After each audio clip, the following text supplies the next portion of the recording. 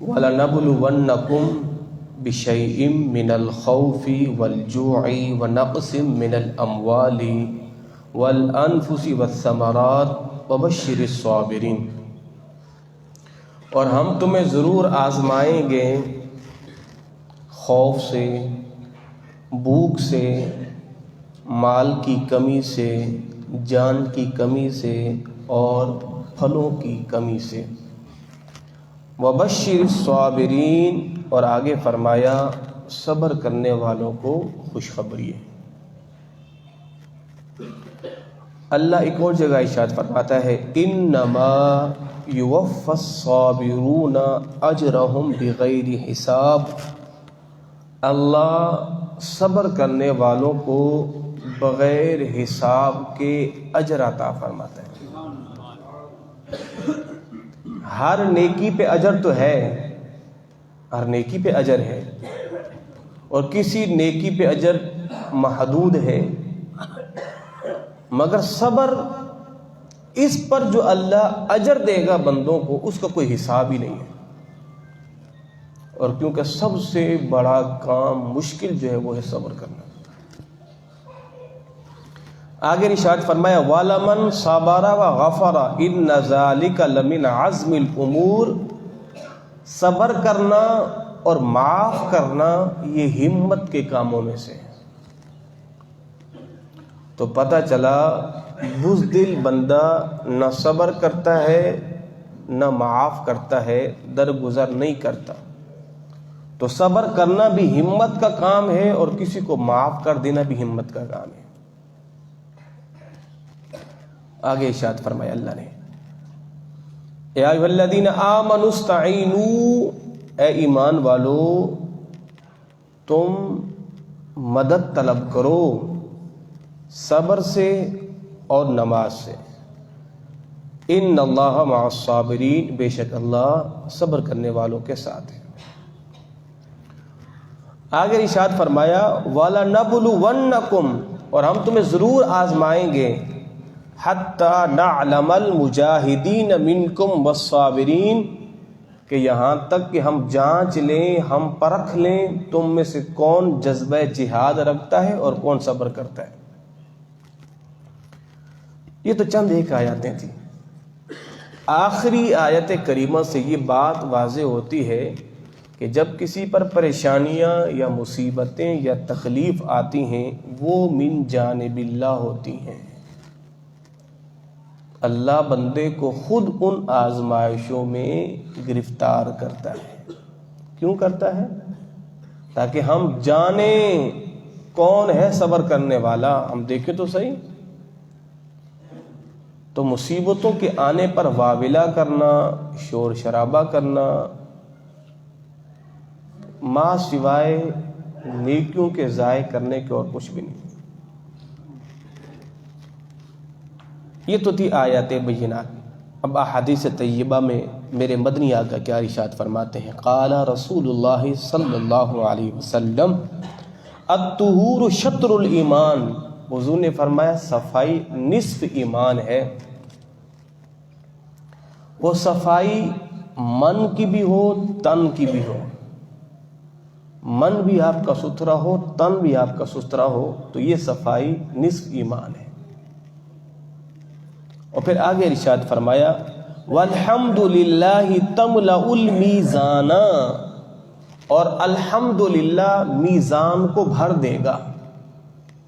قیامت کے دن جو ترازو ہوگا، میزان یعنی جس میں نیکیاں اور گناہوں کو تولا جائے گا، تو اس میزان کے اندر جو بھاری بھرکم چیز ہوگی نا، جس سے میزان بھر جائے گا، وہ ہے الحمدللہ۔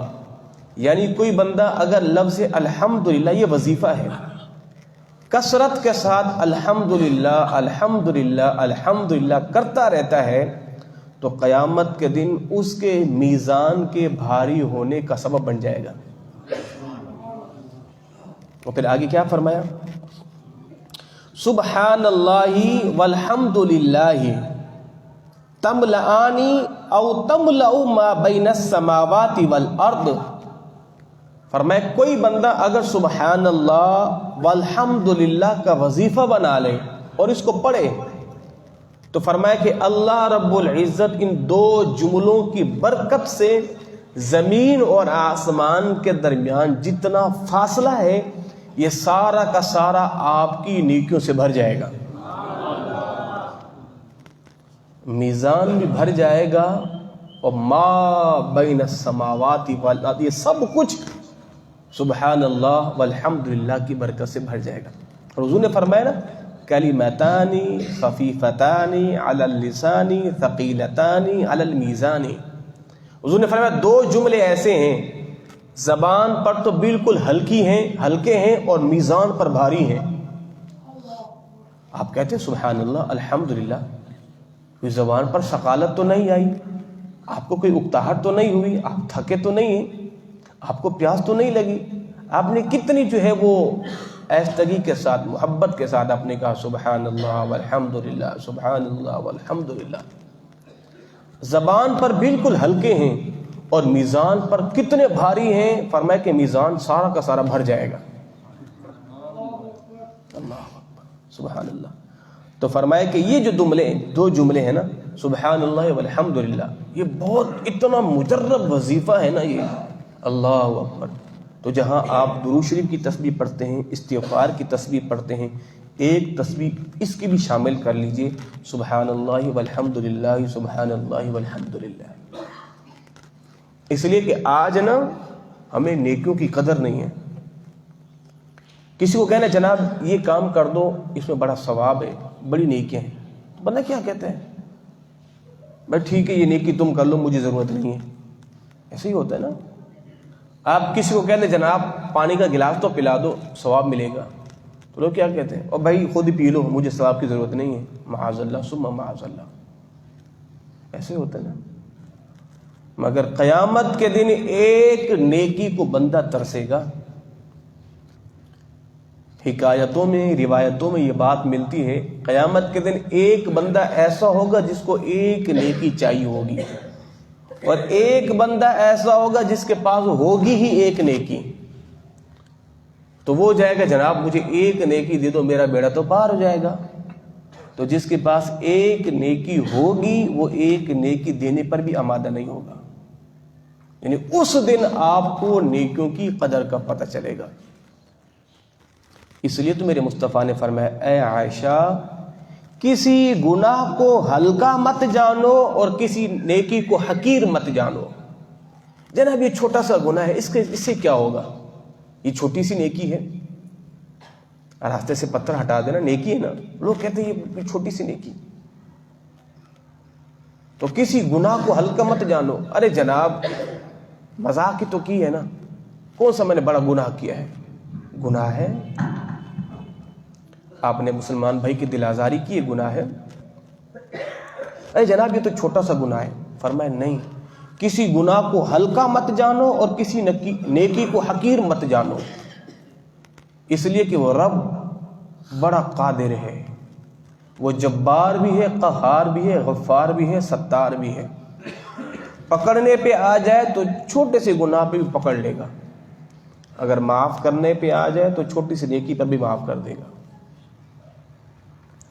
تو اس لیے نیکیوں کو حقیر مت جانا کرو، نیکی کا جو بھی موقع ملے کر ڈالو۔ اللہ اکبر۔ آگے کیا ارشاد فرمایا میرے مصطفیٰ نے، والصلاۃ نور، نماز نور ہے، نماز نور ہے، اس لیے کہ نماز کی برکت سے قیامت کے دن نمازی کا چہرہ تر و تازہ ہوگا۔ روایت کا مفہوم ہے حضور صلی اللہ علیہ وسلم سے کسی نے پوچھا سرکار قیامت کے دن آپ اپنے امتیوں کو کیسے پہچانیں گے؟ تو میرے مصطفیٰ نے فرمایا کسی استبل میں گھوڑے باندھ دو اور ان میں چند گھوڑے ایسے ہوں جو بالکل چٹے سفید ہوں، جن کے بالوں میں ہلکا سا بھی کوئی دوسرا کلر نہ ہو، تو بتاؤ سارے گھوڑوں میں وہ چمکدار چمکیلے نظر آئیں گے نہیں آئیں گے؟ کہا حضور بالکل۔ فرمایا قیامت کے دن ساری امتوں میں نا میری امت یوں چمکتی دھمکتی نظر آئے گی، کیوں؟ وہ جو نماز کے لیے ہم بار بار وضو کرتے ہیں نا، اس وضو کی نورانیت قیامت کے دن ہمارے چہروں پر عیا ہو جائے گی۔ تو کیا فرمایا؟ الصلاۃ نور، نماز نور ہے۔ نور ایک ہوتا ہے اندھیرا، ایک ہوتی ہے روشنی۔ اندھیرا بندے کو گڑھے میں بھی گرا دیتا ہے، کیچڑ میں بھی دفنا دیتا ہے۔ اندھیرا ہے نا، جان کے جانے کا سبب بھی بن سکتا ہے، مگر نور روشنی آپ کو جھاڑی دار گھاٹیوں سے بچاتا ہے۔ نور آپ کو سیدھا راستہ دکھاتا ہے۔ اسی طرح نماز ہے، جب آپ نماز پڑھنا شروع کر دیتے ہیں نا، آپ سیدھے راستے پہ چل پڑے، کیوں؟ نماز کا نور لے کے آپ چل رہے ہیں۔ اور قیامت کے دن جو جہنمی جہنم میں گریں گے نا، اس کی ایک وجہ پتہ ہے کیا ہے؟ ان کے پاس نور نہیں ہوگا۔ اس لیے کہ جہنم کے اوپر جو پل رکھا ہے نا اللہ نے، پل صراط، وہ اندھیرے میں ہے۔ پل صراط پہ روشنی نہیں ہوگی، اندھیرا ہوگا۔ اللہ اکبر! آپ تو کہو گے مولوی صاحب آج تک تو ہم نے یہ سنا تھا کہ پل صراط تو بال سے زیادہ باریک، تلوار سے زیادہ تیز، یہ تو ویسے خطرناک چیز تھی سننے کے لیے، اب آپ کہہ رہے ہیں کہ وہ ہے بھی اندھیرے پر۔ اللہ اکبر! یعنی پل بال سے زیادہ باریک، تلوار سے زیادہ تیز، اور رکھا بھی اندھیرے پر، گئے گزرنا آپ نے اسی کے اوپر سے، تو کیسے گزریں گے؟ تو اہل ایمان جو ہوں گے نا، ایمان، اہل ایمان اپنی نور کی روشنی میں گزریں گے۔ مومن کا نور، ایمان نور ہے نا، تو وہ مومن اپنے ایمان کی نور کی روشنی میں گزریں گے۔ جبھی تو کہا گیا ہے قیامت کے دن انبیاء کرام بھی پل صراط سے گزریں گے، مگر ان کا گزرنا آنکھ جھپکنے سے بھی زیادہ تیز ہوگا۔ کئی لوگ پل صراط سے بجلی کی طرح گزریں گے، اور کئی تیز رفتار گھوڑے کی طرح گزریں گے، اور کوئی لوگ کیڑے کی مانند رینگتے رینگتے گزریں گے۔ پار تو وہ بھی ہو جائیں گے، ہوں گے تو وہ بھی مومن، مگر ایمان کی روشنی ان کی کم ہوگی، ایمان کی روشنی کم ہوگی۔ تو قیامت کے دن مومن اپنے ایمان کی نور کی روشنی میں گزرے گا پل صراط سے۔ اللہ ہم سبوں کو پل صراط سے بآسانی گزرنے کی اپنے حبیب کے صدقے توفیق عطا فرمائے۔ میرے امام فرماتے ہیں نا کہ قیامت کے دن پل سے جو ہے امتیوں کو سرکار گزاریں گے۔ رب سلم سلم کی ڈھارس سے، پل سے ہم کو پار لگاتے یہ ہیں۔ امتی جب آ جائیں گے نا پل صراط پہ، تو کب کبھی تاری ہو جائے گی کہ میں کیسے گزروں۔ آپ تصور باندھیں، دریا کے اوپر ایک پل ہے، اور پل بھی بڑا کشادہ ہے، مگر پھر بھی آپ کو ڈر لگتا ہے نا، پتہ نہیں ہے کہ گر نہ جاؤں، جبکہ آپ آسانی کے ساتھ گزر رہے ہیں، آپ کو پھر بھی ڈر لگتا ہے کہ کہیں ایسا نہ ہو چکر آئے، ادھر گیا۔ مگر قیامت کے دن امتی جب ڈرے ہوئے ہوں گے نا، سرکار تشریف لائیں گے۔ تو رب سلم سلم سلم، سلم سلم کا معنی ہے سلامتی سلامتی سلامتی سلامتی۔ تو رب سلم سلم سلم، اے میرے رب میرے امتی کے لیے سلامتی کر سلامتی کر سلامتی کر۔ تو رب سلم سلم کی ڈھارس سے، ڈھارس، یہ سرکار تسبیح پڑھنا شروع کر دے گا نا، میرے امتی کی سلامتی، میرے امتی کی سلامتی، میرے امتی کی سلامتی، رب حبلی امتی، رب حبلی امتی۔ تو رب سلم سلم کی ڈھارس سے، پل سے ہم کو پار لگاتے یہ۔ تو سرکار امتی کو یوں تھپکی دے کے پل سے پار لگائیں گے، جا میرے امتی، تیرے پیچھے تیرے نبی کی دعائیں ہیں، اللہ تجھے صحیح سلامت پار کر دے گا۔ اللہ اکبر۔ تو آگے کیا ارشاد فرمایا؟ وَالصَّدْقَةُ بُرْهَانٌ، اور صدقہ دلیل ہے۔ صدقہ قیامت کے دن جب بندے سے پوچھا جائے گا تو نے مال کہاں خرچ کیا، تو صدقہ خود جواب دے گا، دلیل جو ہے وہ خود جواب دے گا، مالک مجھے اس نے صحیح جگہ پہ خرچ کیا تھا۔ آگے کیا ارشاد فرمایا؟ اس لیے کہا جاتا ہے کہ اپنا پیسہ نیکی کی جگہوں پہ خرچ کرو، بدی کی جگہوں پر نہیں۔ الل تلل میں پیسہ خرچ نہیں کرو، اس نے قیامت کے دن پوچھ پیسہ کہاں خرچ کیا تھا؟ تو اس دن آپ کا پیسہ آپ کے لیے وبال جان بن جائے گا. تو اپنے پیسے کو صحیح جگہوں پہ خرچ کرو. آگے کہا گیا وَالصَّبْرُ ضِيَاءٌ، اور صبر روشنی ہے، صبر اور روشنی ہے. اللہ اکبر. اس پر ہم آگے گفتگو کرتے ہیں. وَالْقُرْآنُ حُجَّةٌ لَكَ أَوْ عَلَيْكَ، اور قرآن حجت ہے تمہارے لیے اور تم پر بھی. قرآن تمہارے لیے حجت ہے اور تم پر بھی حجت ہے. اگر تم نے نیک اعمال کیے تو قرآن تمہارے لیے دلیل بن جائے گا. اگر تم نے قرآن کو چھوڑ دیا تو پھر قرآن تمہارے خلاف گواہی دے گا. وقال الرسول یا رب ان قوم اتخذوا هذا القرآن مہجورا، اللہ کے نبی کہیں گے اے میرے مالک میری قوم نے قرآن کو پس پش ڈال دیا تھا. تو قرآن آپ کے حق میں بھی گواہی دے سکتا ہے اور آپ کے خلاف بھی گواہی دے گا. کل الناس یغدو، حضور نے فرمایا کہ سارے لوگ صبح پتہ ہے کس طرح کرتے ہیں، فبائع نفسہ، صبح کو بندہ اپنے نفس کو بیچتا ہے. کس طرح بیچتا ہے؟ فمعتقها او موبقها، اگر اپنے نفس کو نیکی میں لگا دیتا ہے تو اپنے نفس کو آزاد کر لیتا ہے، اگر اپنے نفس کو بدی میں لگا دیتا ہے تو اپنے نفس کو برباد کر دیتا ہے. تو صبح کو جو ہے انسان اس کی مرضی، آیا کہ نفس کو کہاں بیچ رہا ہے، بدی کے بازار میں یا نیکی کے بازار میں، اب وہ اس کی مرضی ہے. اللہ اکبر. دروشی پڑھی اللہم صلی علی سیدنا. حضرت ابو سعید خدری رضی اللہ تعالی عنہ سے مروی ہے اللہ کے نبی کے پاس انصار میں سے کچھ لوگ آئے اور انہوں نے آ کے اللہ کے رسول سے سوال کیا، حضور نے انہیں عطا کیا، پھر سوال کیا حضور نے پھر دیا، پھر سوال کیا سرکار نے پھر دیا، یہاں تک کہ سرکار کے پاس جو کچھ تھا وہ ختم ہو گیا. اور پھر حضور نے اگلی بات ارشاد فرمائی. حضور نے فرمایا میرے پاس جو تھا میں نے تمہیں دے دیا ہے، اور میرے پاس کبھی بھی کچھ آئے گا تو میں ذخیرہ کر کے رکھوں گا نہیں، میں تمہیں عطا کر دوں گا، میں تمہیں عطا کر دوں گا. اور پھر آگے سرکار نے فرمایا سنو، جو بندہ سوال سے بچنا چاہتا ہے اللہ اسے سوال سے بچا لیتا ہے. اگر آپ سوال کا دروازہ کھول دو نا، مانگنا شروع کر دو، پھر مانگتے ہی رہو گے. آپ کوشش کریں کہ نہیں میں نے کسی سے نہیں مانگنا، بس اللہ ہی میری پوری کرے گا، بس میں نے نہیں مانگنا، تو سوال کرنے سے بچیں گے، اللہ پھر آپ کو بچا لے گا. اگر آپ نے شروع کر دیا مانگنا، اس سے مانگا اس سے مانگا اس سے مانگا اس سے مانگا، تو پھر مانگتے ہی رہو گے. اور فرمایا کہ جو بندہ غنا اختیار کرے اللہ اسے غنی کر دے گا. آپ نے غنا اختیار کر لیا، بے پرواہی اختیار کر لی، آپ کو حاجت ہی نہیں ہے لوگوں سے مانگنے کی، اللہ بھی آپ کو لوگوں سے بے پرواہ کر دے گا. اور فرمایا کہ جو صبر کرے گا اللہ اسے صبر عطا فرما دے گا. پریشانیاں کس کے ساتھ نہیں ہوتی، حاجتیں کس کی نہیں ہوتی، تکلیف بندہ صبر کر لے، کوشش کرے جناب میں نے صبر کرنا ہے، اللہ آپ کو صبر عطا فرما دے گا.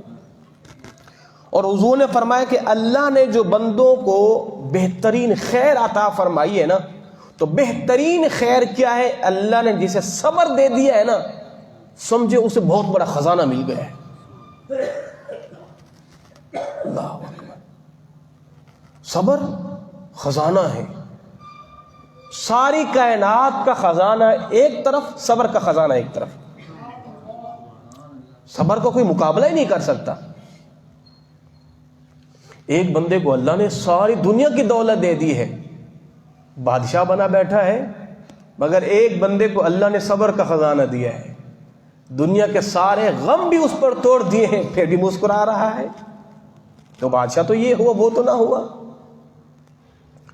تو فرمایا کہ اللہ نے جو بہترین چیز جس بندے کو دی، فرمایا کہ صبر سے بڑھ کر کوئی چیز نہیں ہے، کوئی چیز نہیں ہے، کوئی چیز نہیں ہے.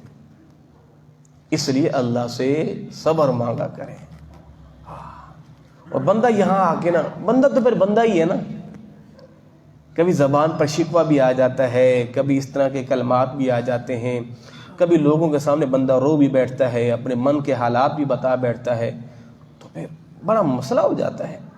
تو اس لیے اللہ سے صبر مانگا کریں.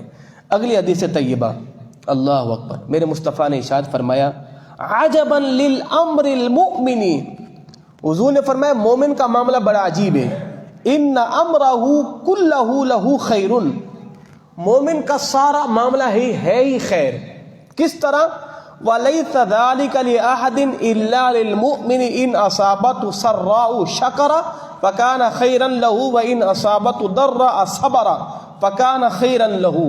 فرمایا مومن کا معاملہ ہے ہی سارا خیر والا. مومن کو اگر اللہ کوئی خیر پہنچائے شکر ادا کرتا ہے، اگر اللہ اسے کوئی مصیبت پہنچائے تو صبر کرتا ہے. تو ہوا نا مومن خیر میں. حضرت عمر فاروق رضی اللہ تعالی عنہ ارشاد فرماتے ہیں، مکی مدنی آقا نے صحابہ کرام سے پوچھا، فرمایا تم سارے مومن ہو، تمہارے ایمان کی علامت کیا ہے؟ مومن ہو نا، تمہارے ایمان کی علامت کیا ہے؟ تمہارے پاس ایسی کوئی ہے پہچان والی چیز جس سے پہچانے جاؤ کہ تم مومن ہو؟ سارے صحابہ خاموش ہو گئے. صحابہ کرام جیسا ادب کائنات میں کسی کے پاس نہیں ہے. صحابہ کرام کہتے ہیں بعض دفعہ ہمیں اس سوال کا جواب آتا بھی ہوتا نا تو ہم ادب کے مارے بولتے بھی نہیں تھے. نہیں بولنا. جناب عمر کہتے ہیں حضور مجھے معلوم ہے. فرمایا کیا ہے؟ فرمایا حضور ہم ہر حال میں شکر ادا کرتے ہیں، اگر ہم پر کوئی مصیبت آئے صبر کرتے ہیں، اللہ خیر دے تو شکر ادا کرتے ہیں. حضور نے فرمایا ہاں یہی مومن کی پہچان ہے، یہی مومن کی. تو مومن کا معاملہ ہے ہی ہر حال میں، مومن تو ہے ہی خوش، مومن کا معاملہ ہے بھی بڑا خیر والا. مصیبت آ گئی تو صبر کرنا ہے، اللہ نے خیر دے دی تو شکر ادا کرنا ہے. تیسری تو کوئی بات ہی نہیں ہے. اللہ اکبر. آخری حدیث طیبہ حضرت انس رضی اللہ تعالی عنہ ارشاد فرماتے ہیں کہ جب سرکار مدینہ صلی اللہ علیہ وسلم پر مرض کے آثار نمودار ہوئے نا، سرکار پر وہ جو مرض تھا کہ جس میں سرکار نے ظاہری پردہ فرمایا، فرماتے ہیں کہ اما عائشہ صدیقہ نے جب دیکھا نا سرکار پر بیماری کے آثار تو کیا کہا، ہے میرے بابا جان پر یہ مصیبت. تو حضور نے فرمایا اے میری بیٹی آج کے بعد یہ تکلیف تیرے باپ پر نہیں آئیں گی، اس لیے کہ سرکار جان چکے تھے کہ اب میں نے رب کے حضور جانا ہے. فرماتی ہیں کہ پھر سرکار کا وصال ہو گیا تو آپ نے پھر دعا کیا کی. فرمایا کہ اے میرے بابا جان آپ کا ٹھکانہ تو جنت الفردوس ہے، اور اس مصیبت کی فریاد ہم جبریل سے کر رہے ہیں.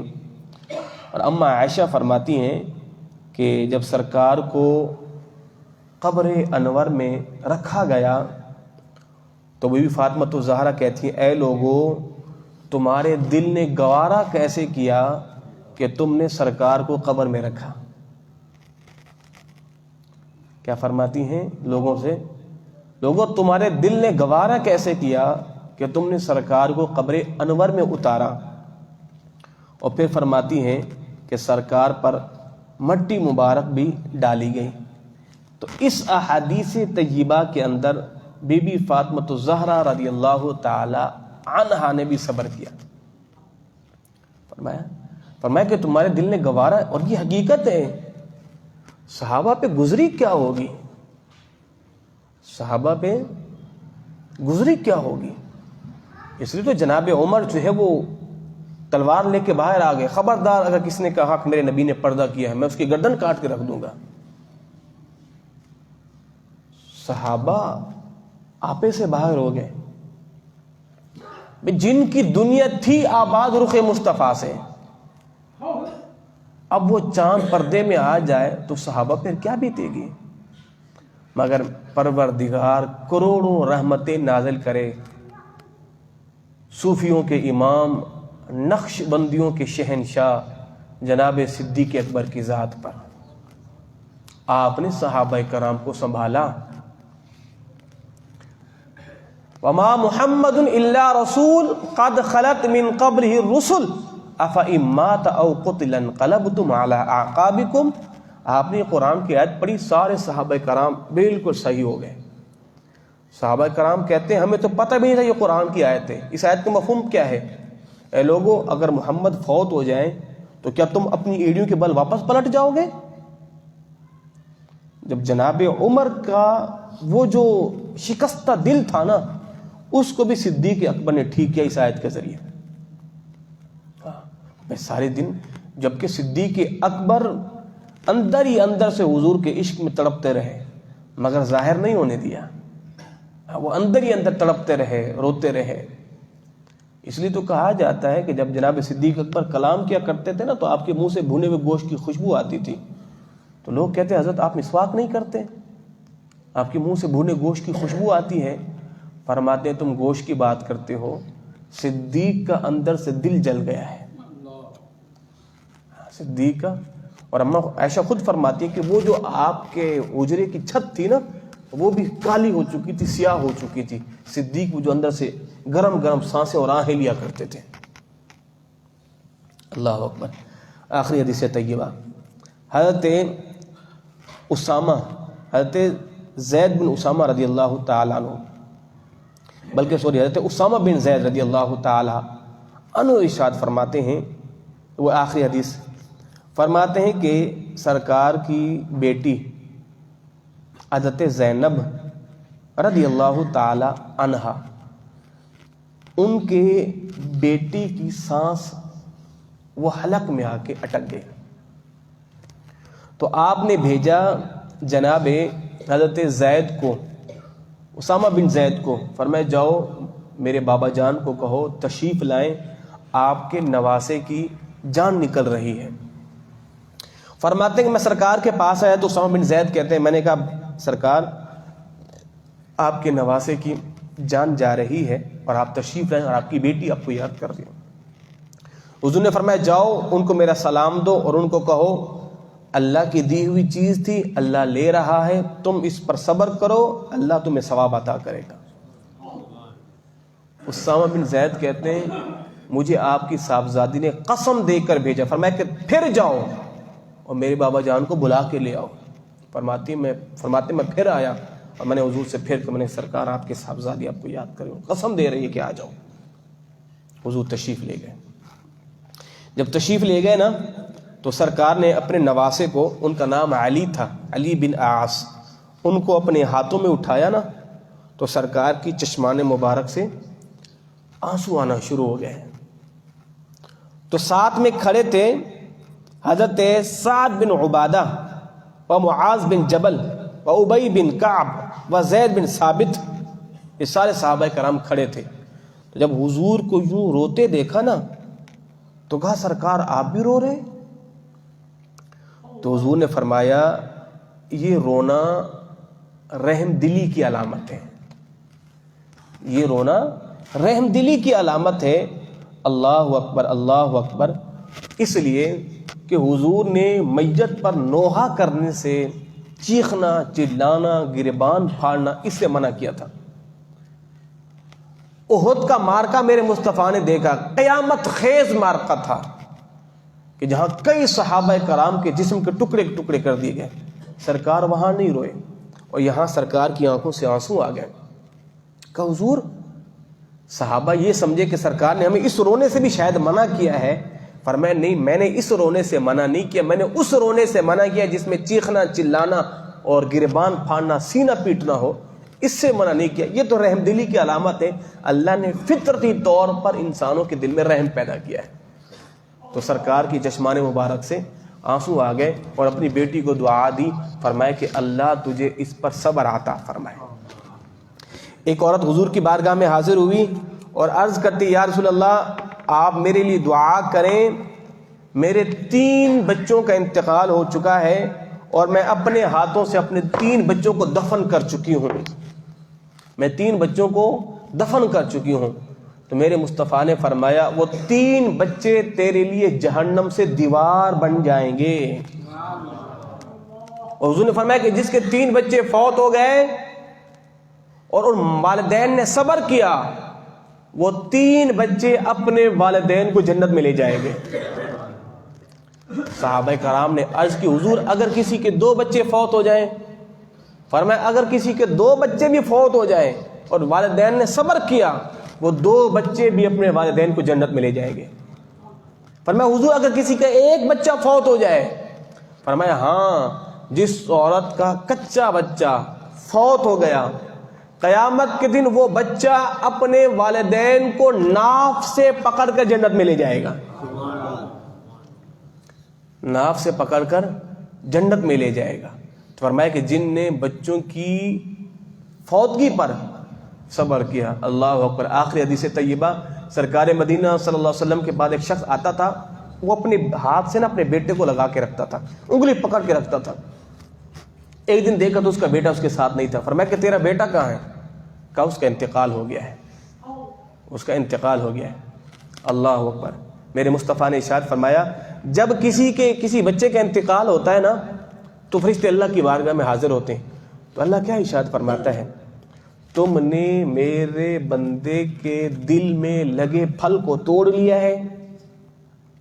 اولاد جو ہے نا، یہ ان کو باغ کے پھلوں سے تشبیہ دی گئی ہے۔ تو فرشتے، رب جانتا ہے کہ فرشتوں نے اس آدمی کے بچے کی روح قبض کی ہے۔ اللہ پھر پوچھتا ہے میرے آدمی کے، میرے بندے کے پھل کو تم نے توڑ لیا ہے؟ اولاد پھل ہے نا، ماں باپ مالی ہے، میرے بندے کے پھل کو تم نے توڑ لیا ہے؟ فرشتے کہتے ہیں جی باری تعالیٰ۔ اب اللہ فرماتا ہے میرے بندے نے پھر کیا کہا؟ جب تم نے اس کے گلستان سے ایک پھول توڑ لیا جس کی صبح شام وہ خوشبو سونگا کرتا تھا، جس سے وہ کھیلا کرتا تھا، جب تم نے پھول لے لیا ہے، میرے بندے نے پھر کیا کہا؟ فرشتے پتہ کیا کہتے ہیں؟ مالک اس نے استرجع، یعنی اس نے کیا کہا؟ انا للہ و انا الیہ راجعون۔ اور اس نے تیری حمد کی، چیخا نہیں، چلایا نہیں، رویا نہیں، واویلا نہیں، کہ تیری حمد کی ہے مالک۔ اللہ کیا ارشاد فرماتا ہے؟ فرماتا ہے اے میرے فرشتوں، جنت میں ایک خوبصورت بلند بالا محل بناؤ، اور اس محل کے دروازے پہ ایک تختی لگاؤ لکھ کر۔ تختی پہ لکھنا کیا ہے؟ بیت الحمد، یہ حمد والے کا گھر ہے۔ جس نے بچے کی فوتگی پر اللہ کی حمد کی نا، قیامت کے دن اللہ اس کے لیے جنت میں محل بنائے گا، اس پہ لکھے گا بیت الحمد، یہ تعریف والا گھر ہے، یا یوں کہیں یہ تعریف والے کا گھر ہے، یہ حمد کرنے والے کا گھر ہے، کہ جس کا بچہ تو فوت ہوا ہے، چیخا چلایا نہیں ہے، اللہ کی حمد کی، اللہ نے جنت میں اس کے لیے گھر بنا دیا ہے۔ اللہ ہم سبوں کو مصیبتوں پر صبر کی توفیق